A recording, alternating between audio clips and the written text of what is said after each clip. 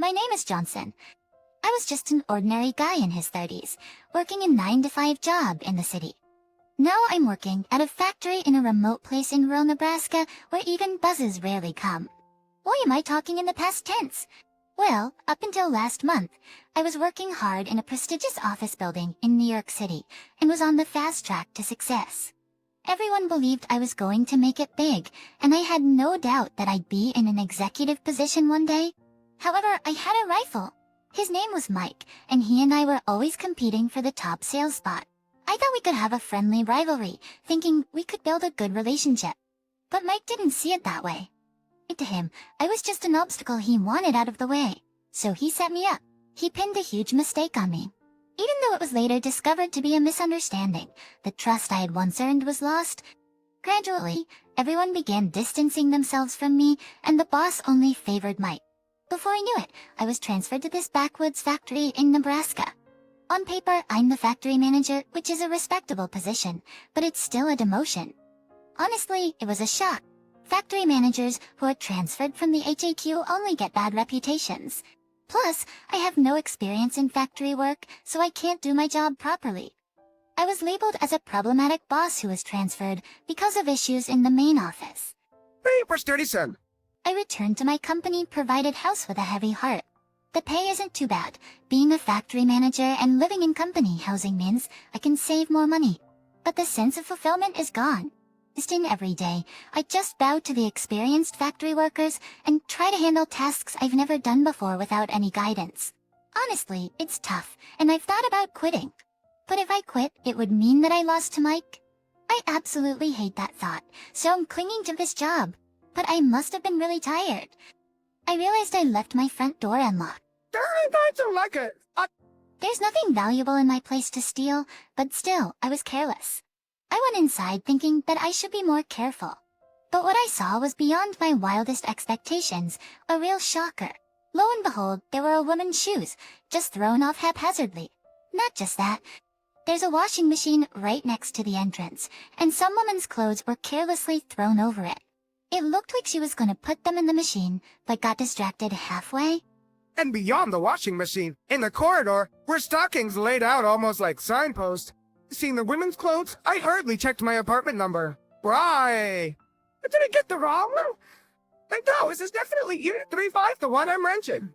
What the heck is going on? It's confused. I stepped inside and suddenly exclaimed, "Whoa!" Steadily in the bathroom area, a woman was lying down. I couldn't understand what was happening. I checked the apartment number again. Oblities to mid-spect. This is my apartment. And the woman, was she unconscious? No, she seemed to be asleep. Why was a woman sleeping here? Anyway, I can't just let someone lie here, or it might be suspected of something. I thought so, but then I was like, what? I realized something right there. Her face was extremely pale. She's breathing heavily and seems to be in pain. The moaning woman showed no sign of getting up, so I cautiously approached her. She looks to be in her early 20s. She seemed familiar. Maybe she works at the same factory as I do. Been curious upon a closer look. Her face is pale, yet she appears to be burning up. Touching her cheek, it's scorching hot. She seems to be really unwell, probably running a fever. When one has a fever, they can feel out of it, and she probably tried to change and collapsed midway. I've experienced it before. When you have a fever, every ounce of energy goes into resting. I remember coming home, only washing my hands and collapsing on my bed. I covered her with my jacket, and then gently shook her shoulder. Hey, are you okay? Despite the chaos earlier, I was surprisingly calm now. She looked so young to me.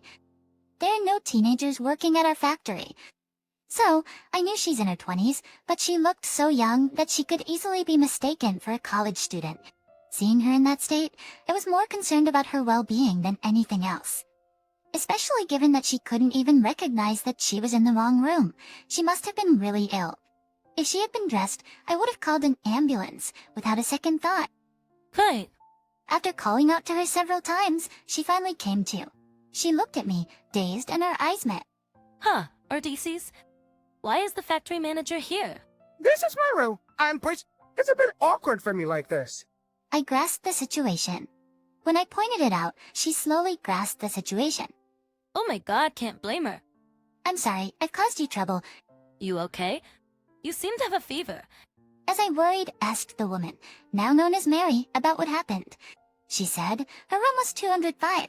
She probably got on the wrong floor when she took the elevator, and being dizzy from the fever, she entered my room, which I have forgotten to lock. The apartment complex has the same layout for everyone, and neither Mary nor I leave much of anything in the hallway. So, tired Mary took a short nap without noticing the change in the room. It seems that Mary entered my room about 10 minutes before I got back. I thought she had passed out, but she was just taking a break. I'm really sorry. I can't believe I... Do you want me to call an ambulance? Please therapy out of her. No, I don't want to cause any more trouble. It's just a cold, and calling an ambulance seems a bit much.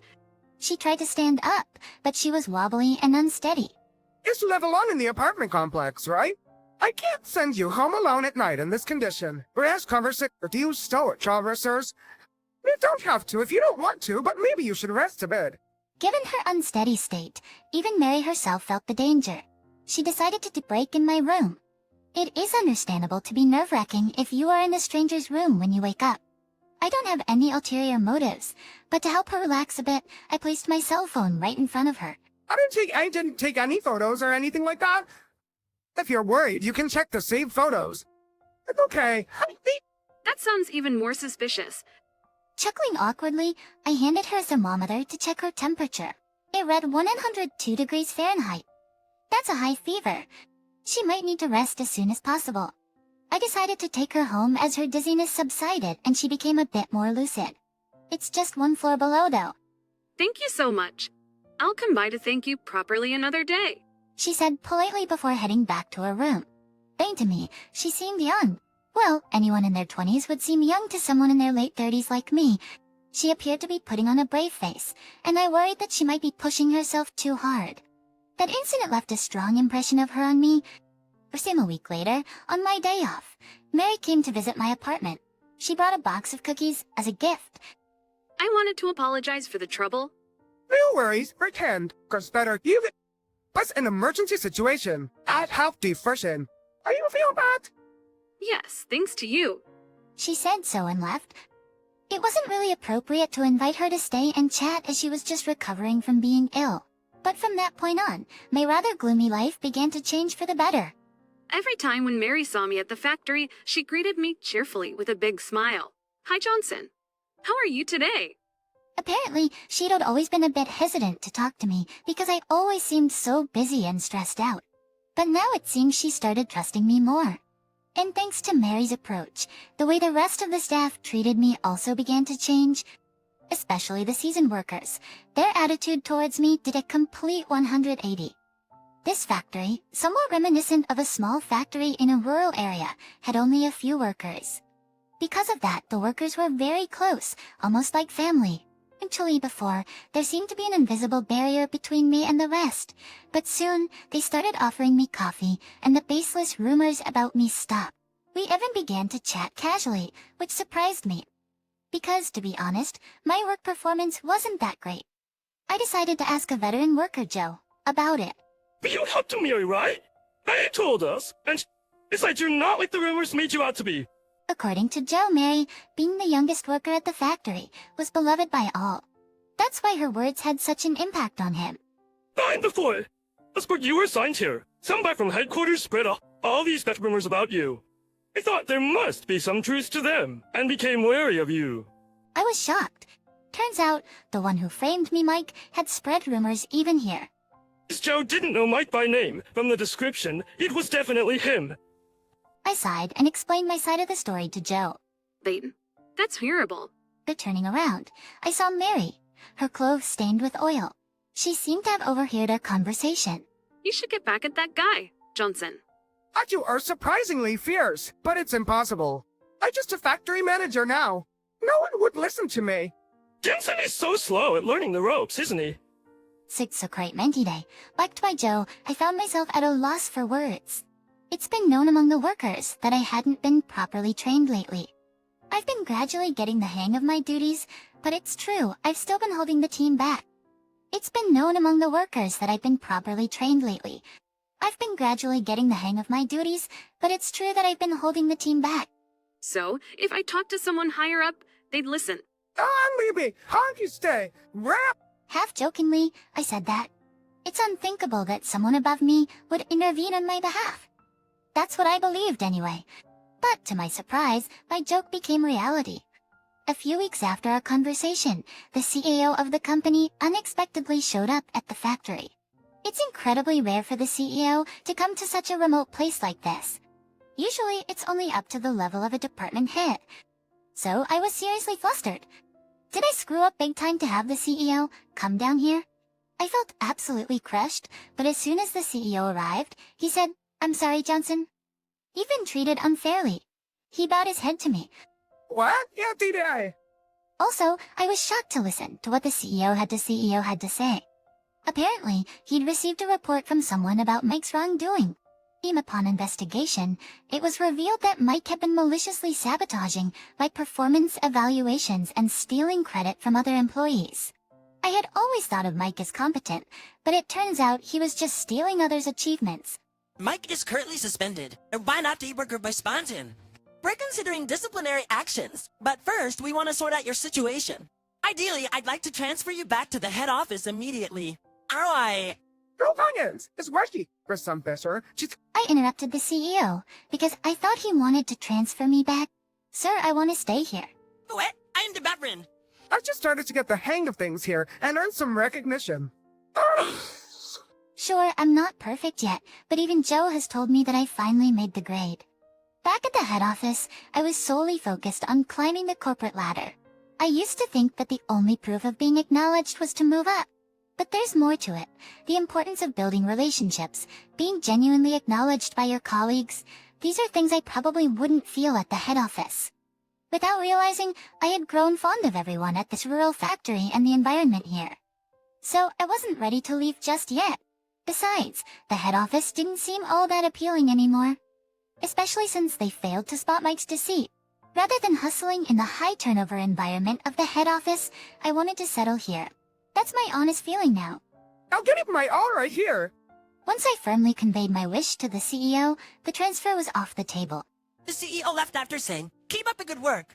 After questions started to nag at me. I could forgive what Mike did, but who reported him? Someone with a grudge. Lost in thought, someone tapped on my shoulder. It was Mary. Hey, Johnson, how are you? Guys, misters. How did it go? Did that guy Mike, who framed you, get punished? When Mary asked me that, I was taken aback. I wondered how she knew about that. My face must have given away my surprise. Mary laughed. I told my dad. You got transferred here by a bad employee at the headquarters. There you does. Yes, my dad is the CEO who was here earlier. Right by Sabad Weatheration.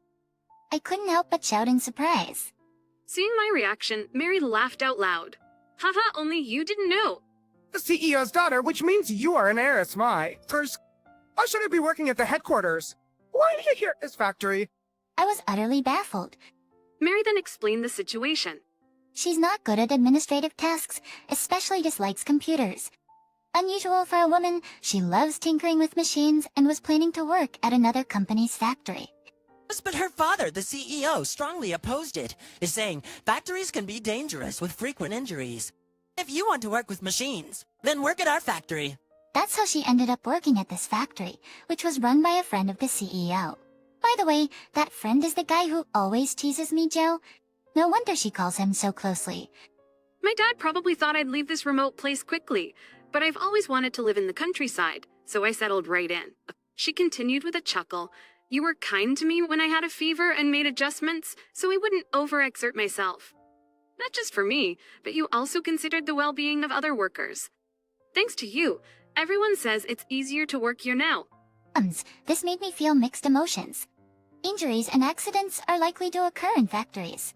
If something happened, the procedures for workers' compensation are troublesome.